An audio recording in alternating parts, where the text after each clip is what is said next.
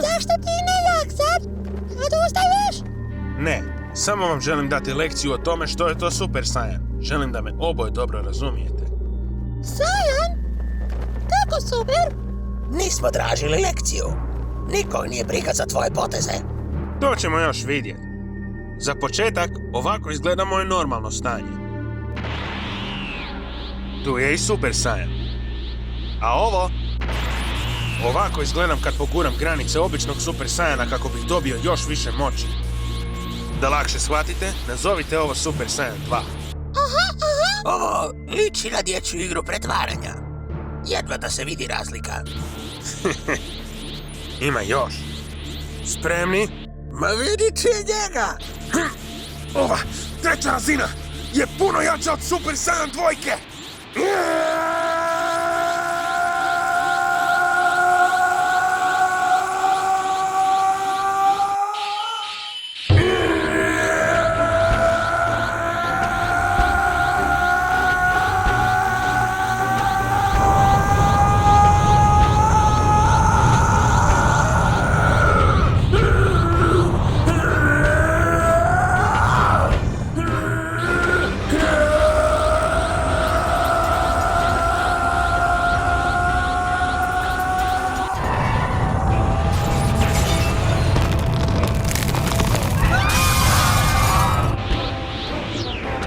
Wow, on je lud! Njegova moć je veća nego prije. Što ja to radim? Pa moram ići!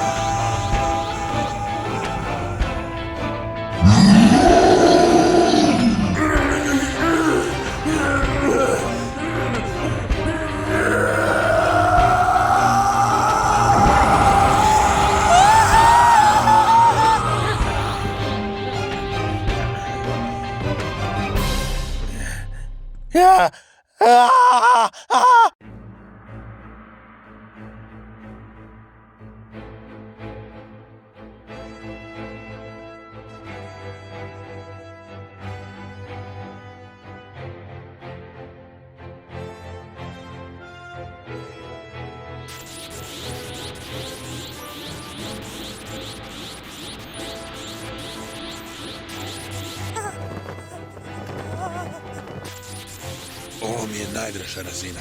Zovem ju Super Saiyan 3. Žao mi je da ste čekali, ali mi treba vremena za to. Moje tijelo se nije stiglo priviknuti.